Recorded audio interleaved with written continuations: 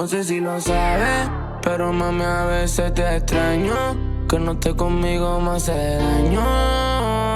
No quería hacer esto, pero solamente te pido un besito más. Mami, tú me subes los síntomas. Lo nuestro no era chingarnos más. Antes que te vayas, por lo menos, mami, solo dame un besito más. Porque tú me subes los síntomas. Lo nuestro no era chingarnos más. Yo soy tu loquito más.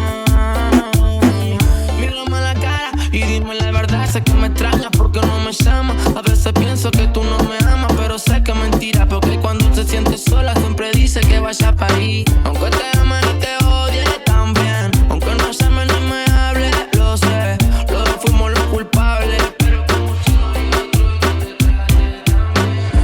siempre me creí eso de que me amaba. De lo que decía no decía nada. Aunque fuiste la malvada. Solamente, mami, dame otro besito más. Es que tú me subes los síntomas. Lo nuestro no era chingarnos más.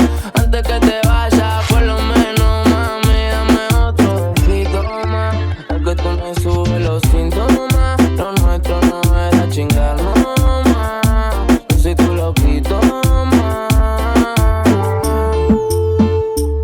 Me quedaría contigo hasta que salga el sol. Solo dame la verde para verte. Tú me traes loco por tenerte. Somos todo el paracolmo hasta la muerte. Dime qué pasaría si tú a mí me besarías y te diría lo que siento por ti. Si no te tengo yo me voy a morir. Lo que más me gusta es que no te importa la money. Y si tienes un nuevo tranquila, que yo te lo bajo del pony. Te invito a casa, vamos a hacer la noni. Mental hacemos, nos tomamos una honey. Yo te la meto rápido como Sony. Y cuando terminamos, mami, me da un besito más. Eso que me suben los síntomas. Es que tú eres mi debilidad.